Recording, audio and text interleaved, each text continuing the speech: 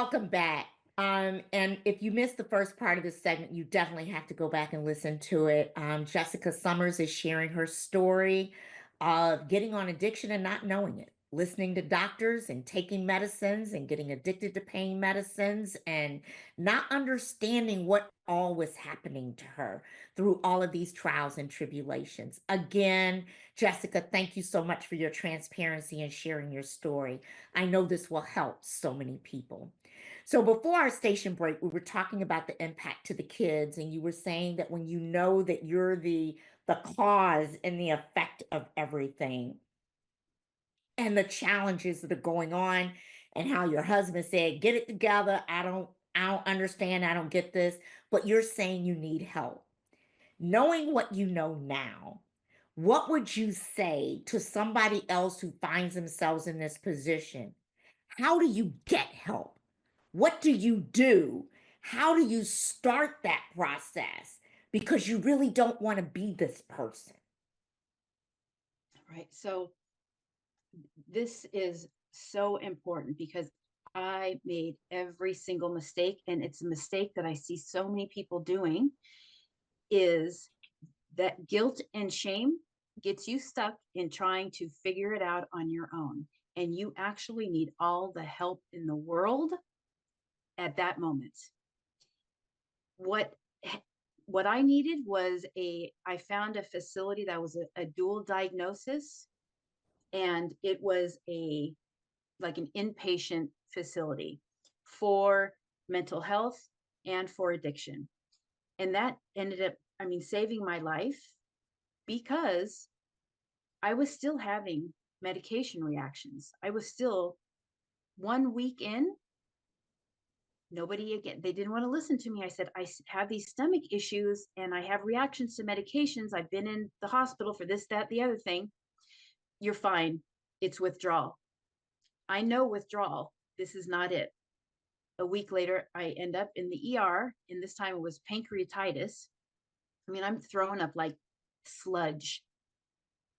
Again, these labels, right? This is the tough part, and I've watched it over and over and over. It is very difficult to advocate for yourself when you have these labels. So, but what helped me is since I was enrolled in this program at the time, they took me and took me back out when I was, a week out of the hospital. I went right back into the program. This is where I kept where I kept missing out because trying to do it on your own, you a lot of times I would be sent home from the hospital with pain medication. I'm not in the position to help myself. I need guidance in every way. But because of what I thought to be right, wrong, good, bad, you start to beat yourself up again. Like, why can't I do this? I'm a leader. I am this. I show up for everything. I can, right?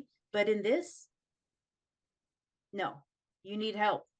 So again, for me, this dual diagnosis helped me understand the separation of your mental health, how to take care of your mental health, your physical health, your brain on addiction, what addiction is, and the separation of these things and the education, the light bulbs that went off.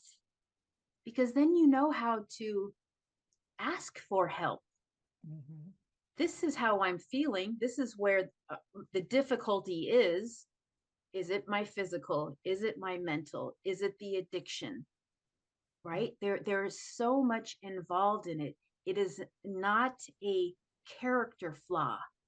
Mm. It is not a moral dilemma. Mhm. It is one of the most difficult illnesses Mhm. that a person can face. Addiction is not a choice. Wow. Wow. So Yeah. when you got this and you started asking for help, can you tell us a little bit about the story of how you overcame and then tell our listeners about where you are today? So the biggest and the best thing I did when is when I stopped listening to the outside noise, the outside influence. Even though there were people that meant well, if you don't know mental health challenges, if you don't know addiction, it's almost not the way I feel it. How dare you? Mhm. Would I give someone advice on how to do chemotherapy if I'm not going through chemotherapy, Mhm. if I don't have cancer, Mhm. right? But we take this very lightly, or we still label and judge mental health and addiction as a character flaw. Get it together. Mhm. When again, you need help. You Mhm. need help until you get some footing under it to understand where, when I started doing the work on myself, I actually started pulling back a lot of band-aids. I I know now, in one way or another, I would have ended up crashing and burning because I had so many unhealed Mhm. traumas. Mhm. So, in a way, for my own personal journey, even though I wouldn't have quite have picked that tough of a journey, Mhm. it made me do the work and then some, you Mhm. know? So it was almost okay, this was life. This is how life showed up for me. I had to heal and grow and learn through those things. But then it also invited me to dig a little deeper. But that's when the miracles started arriving, started Let's talk about happening. those miracles. Once you get out of your own way Mhm. of trying to show up for other people Mhm. and this is who you are, this is what's wrong with you, this is how to fix you, and Mhm.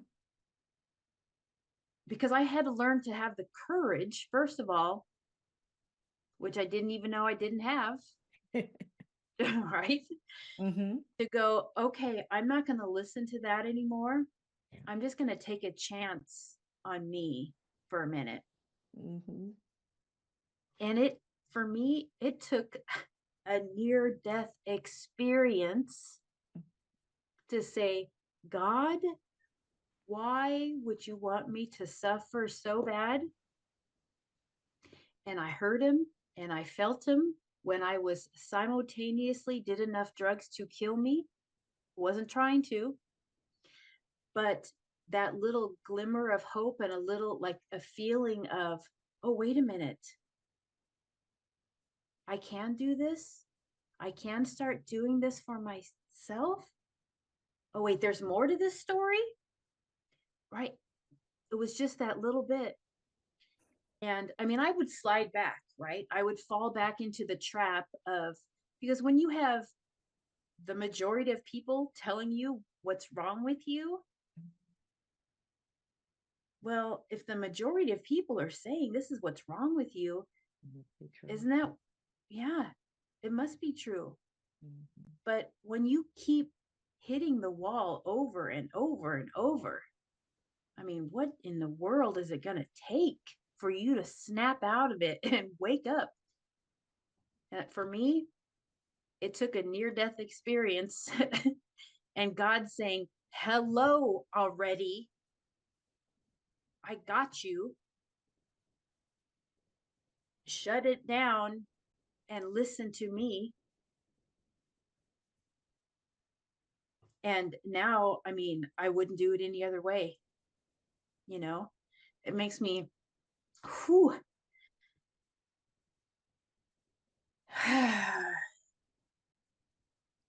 it, I wish, and I guess a lot of people say this, I wish I would have known this a long time ago, Yes. you know? Yeah. So let's talk about the relationship with your beautiful children. Again, I didn't know what I didn't know. And I'm so glad I woke up, because the relationship, even though I know I was a good parent, I still, one way or another, would have eventually crashed and burned anyway, because I was pushing so hard to be the parent that I wanted to be, instead of Mhm, being the parent that I know in my heart and soul to be. mm, There is a difference. mhm. And now I can show up. My girls, they both, I don't know how many times they have told me how proud they are of me, and that we're best friends and they don't know what they would do without me. And I mean, that is what lights me up, because there was a time that they had come up to me and said there were people, I won't mention the people, Mhm, but that had told them that I was a bipolar drug addict that had abandoned them, mm, when in actuality, I had been misdiagnosed because nobody wanted to listen to the journey of how I got here. I got medicated for that, mhm, and I was given separation papers. I mm, didn't have a choice. mhm, mhm. So, but they know my story, and they know, like, I didn't give up on you. That is such a beautiful testimony of how you come full circle. Yeah. Now, in the last 30 seconds, tell my audience what you do from a cognitive behavioral therapy. So, they, questioning what you question. Let's get into your head. Let's get out of that overthinking and make a plan out so you can start living your life. We get so wrapped up in what we think we're supposed to know, that that's exactly what keeps us stuck from going any further. I help you get out of here and into living your life on your terms, the way it was meant for you always to be.